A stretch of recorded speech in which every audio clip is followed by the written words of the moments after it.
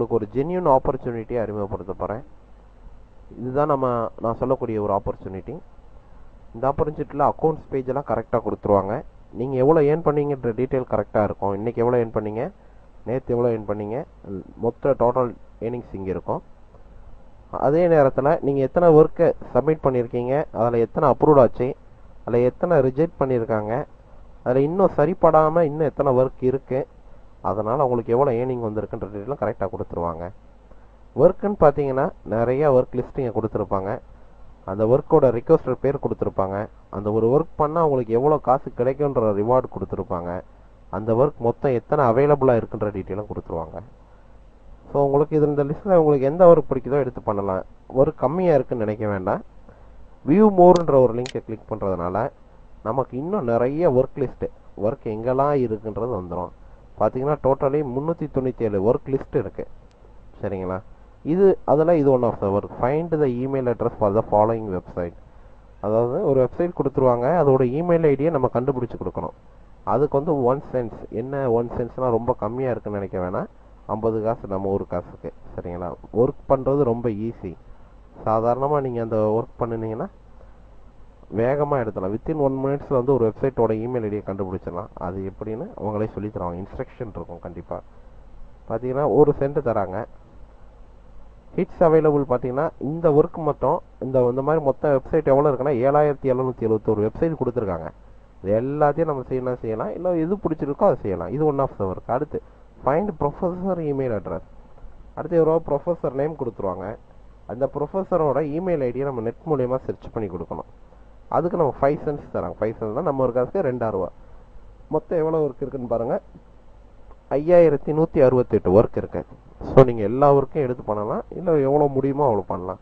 இந்த மாதிரி வரிசையாக லிஸ்ட் இருந்துக்கிட்டே இருக்குது. இந்த வேலைகள் நிறையா இருக்குது. மொத்தம் எத்தனை இருக்குன்னா 397 வகையான வேலைகள் இருக்குது.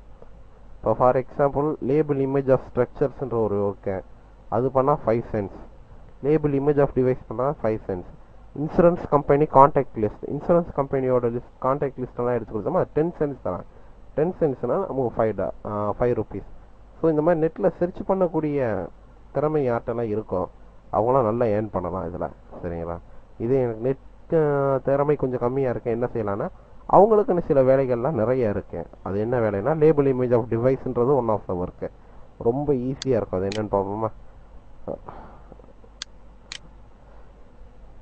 இதுதாங்க அந்த ஒர்க்கு. லேபிள் இமேஜ் ஆஃப் டிவைஸ்ன்னு சொல்லுவாங்க.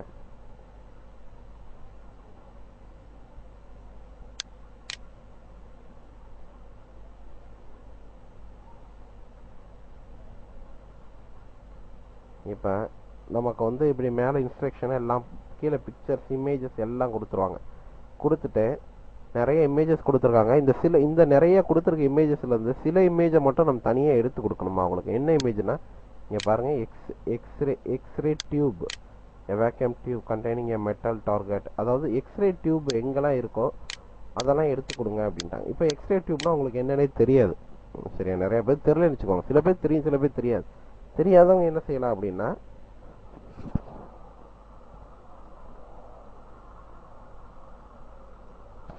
இங்கே google.com இமேஜஸ்னு ஒன்று இருக்குது. அதாவது google.comல போய் இமேஜஸை கிளிக் பண்ணிட்டா இந்த மாதிரி வரும்.